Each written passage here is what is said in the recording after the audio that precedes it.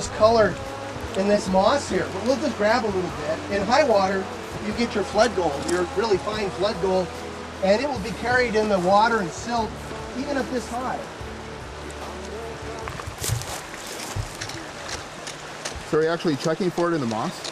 Yeah, this is a sample. The old timers used to just quickly like grab a handful of moss at about the high water mark, and your fine gold would get trapped in the moss. The moss acts like a carpet in the bottom of a sluice box, and it will catch fine gold in suspension. So again, it's just it's nothing that you're going to get a lot of gold out of, but it's a quick way to determine if you're in a good spot.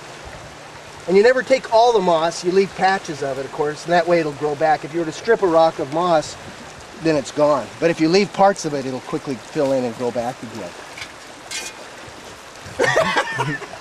Oh, brother. Dredge it up. I feel real sorry for you sitting next to the Rogue River with a glass of red wine. Yeah, I feel really bad for you.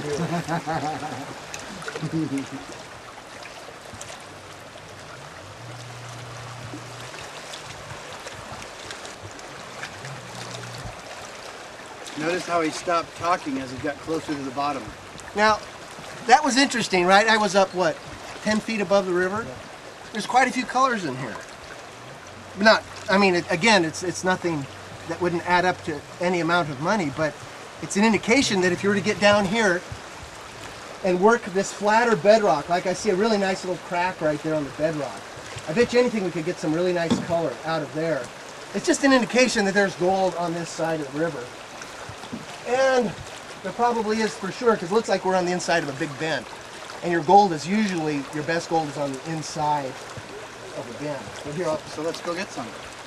I see it. Gets a few glasses of wine into me. It gets so really greedy. It's just bizarre. No, just kidding. But anyway, let's see.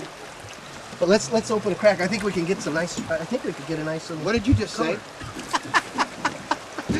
Remember, your gold is deposited when the river is running wild. When the river is running wild, it's moving rock, it's moving gravel, and that's happening during the winter.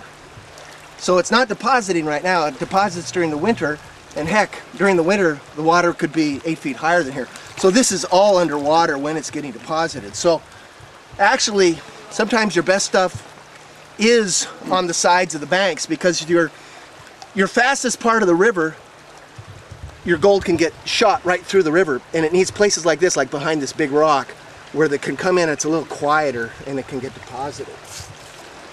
You know, it doesn't hurt the environment, because if you were to come back after the next high water, you wouldn't even know anybody had been here.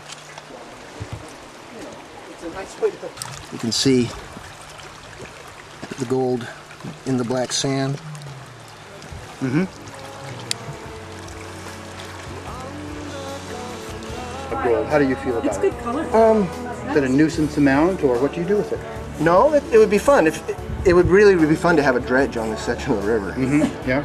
I bet a guy could do easily an ounce or two a day. What size dredge would you think would work well? Oh, I'd love to have an 8-inch dredge. 8-inch dredge? No way. There's no way you could. Mm-hmm. How about a little 3-inch though?